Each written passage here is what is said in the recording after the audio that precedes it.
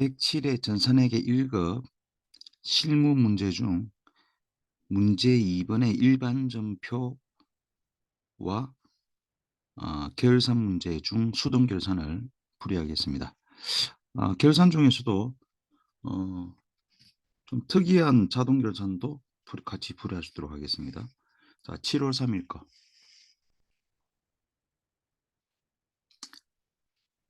영업부 사무실로 사용하기 위해서 세무빌딩과 임대차 계약을 체결했죠. 예, 됐고요.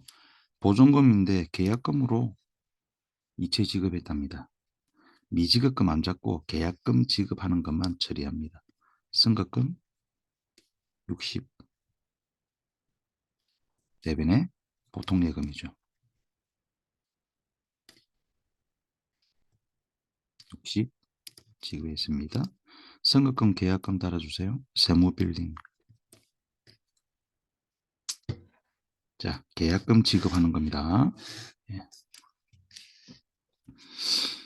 그 다음에 8월 1일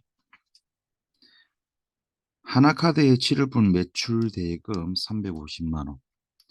그 매출대금은 외상매출금으로 처리했답니다.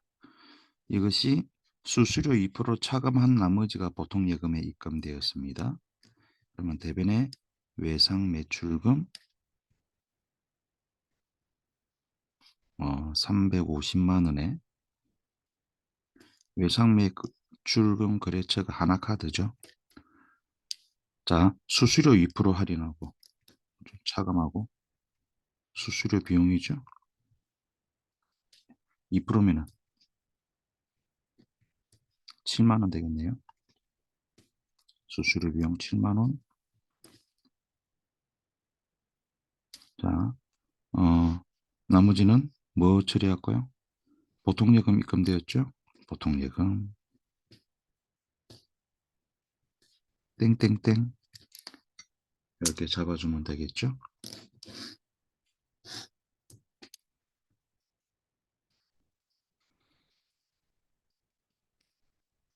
간단하죠?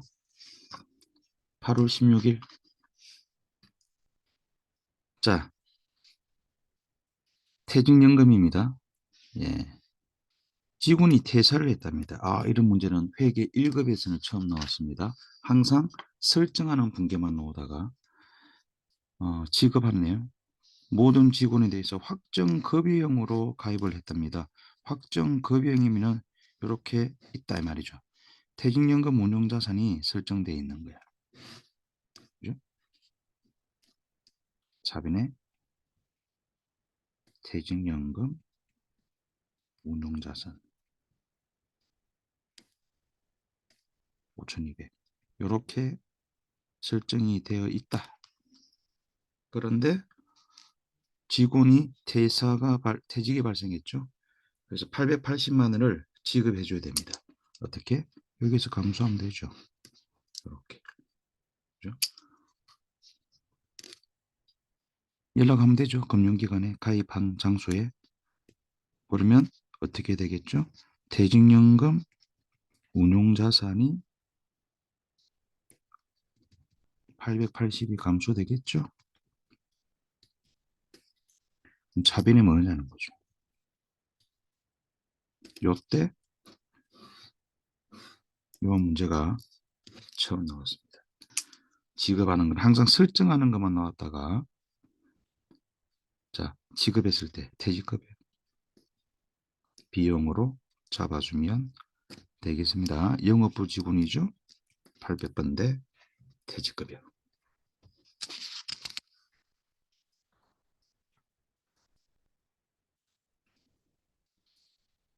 4번 문제 8월 23일 나라은행으로부터 차입한 대출금 2천만 원. 대출 기간이 3년이죠. 장기 차입금입니다. 그 장기 차입금을 조기 상환 갚아주죠. 장기 차입금 감소 차변의 장기 차입금 2천만 원을 조기 상환한답니다. 거래처 나라은행 상환하는데 이자 20만 원과 함께 이자 비용 20만 원과 함께 뭘로 지급했다? 보통예금. 이렇게 지급했죠. 2020만 원 되겠네요. 어렵지가 않습니다. 5번. 다원의 제품 매출 외상대금 400만 원 중, 자, 제품 매출 외상대금, 외상 매출금이죠. 자, 음을 회수합니다. 대변의 외상 매출금.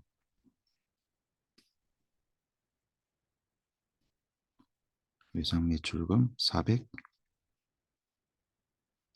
다원 거래처 달고요. 뭘 받았죠? 300만 원은 음으로 받았다. 받을 음 300. 다원. 자, 문제는 나머지 100만 원은 뭐 했다? 금전 소비대차 이래 돼 있죠. 금전 소비대차 이게 뭐냐? 금전 소비대차 단기 대여금으로 처리한다. 다원. 무슨 말이죠? 외상 매출금을 회수하는데 약속을 했었을 겁니다. 언제까지 못 갚으면 이자 받는다. 이제부터 이자 받을 수 있죠. 그죠? 외상 매출금을 400원 어음으로 받고 100만 원은 단기 대여금으로 돌린 거죠. 이걸 우리는 금전 소비대차라고 얘기합니다. 금전 소비대차. 이제부터 이자를 받게 되는 겁니다. 문제. 중고트럭 취득하여서 취득세 40만 원을 현금 납부합니다. 현금 40. 이건 뭘로 처리하느냐? 취득세, 등록세, 그죠? 취득세, 등록세, 지도원가 포함이죠. 차량 운반고, 그죠? 자동차니까. 세금과 공간이죠. 차량 운반고입니다. 다음 결산. 1번이 수동입니다. 자, 결산일 기준 장기 차입금이 상환기간이 1년 이내로 도래했답니다. 그러면 얘는 장기 차입금이 아니죠. 장기 차입금 감소. 장기 차입금이 아닙니다. 그렇죠? 대한은행. 자, 그럼 뭐다? 유동성 장기 부채로 잡아줘야 되는 거죠. 요것도 대한. 자, 요 분계가 어떻게 되죠? 전체적으로 보면 얘는 비유동부채죠. 비유동부채가 감소가 되고 유동부채가 증가된 겁니다. 그래서 비유동부채에서 유동부채로 이동된 거죠. 이런 분기를 하게 되면 다른 전체적으로 회계의 신뢰성을 높일 수가 있죠. 자, 예전에는 자주 나왔던 문제입니다. 유동성 장기부채 개정 과목을 기억해야 되죠. 자, 문제 5번에 수동 문제가 1번인데 요 2번에 보면은 요 자동 문제인데 이 삼각에 계산하는 거 여기 무형자산 삼각이죠. 무형자산 삼각할 때 자 5년입니다. 그죠? 5년입니다.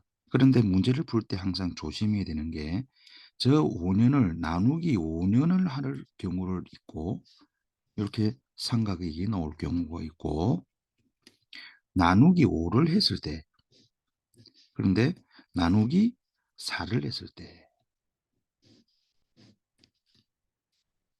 그죠? 나옵니다. 어떤 때는 나누기 5를 하고 어떤 때는 나누기 4를 하느냐. 자, 지금 잔액이 뭐가 있다? 삼각 후 잔액이 있죠? 삼각 후 잔액이 있으면 여기입니다. 잔액이 있죠. 잔액이 있으면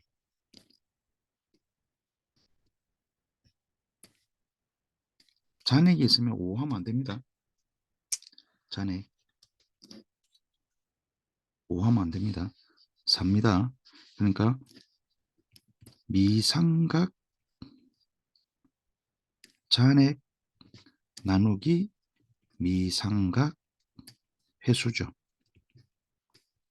그러면 삼각액이 나오는 겁니다. 그러면 금액은 5죠. 여기 답입니다. 그러면 어떤 때 나누기 5 하느냐? 나누기 5는 언제 하느냐? 치드원가가 있을 때. 치드원가. 치드원가가 있다. 삼각하기 전, 삼각 안 한 금액. 맨 처음에 특허권으로 평가했던 금액. 삼각 전 금액. 알죠? 그게 있으면 그 금액, 치드원가가 있으면 나누기 5입니다. 그렇죠? 치드원가가 있으면 나누기 5야. 그럼 치드원가를 적게 되죠. 그러면 나누기 5 맞아. 그러면 이 삼각이 답이 됩니다. 근데 삼각 후 잔액이 있으면 5 아닙니다. 그러니까 왜 4냐? 여기서는 2022년 1월 10일 취득했죠? 2022년 1월 10일 취득했으니까 분명히 2022년 12월 31일 날 삼각했겠죠? 그죠? 그 다음에 2023년 12월 31일이니까 두 번째 삼각이죠? 한 번 했잖아. 한 번 했으니까 4번 남았죠. 5번 중에서 4번 남았으니까 나누기 4. 그래서 5 할 때가 있고 4 할 때가 있어요. 시도원가가 있으면 5.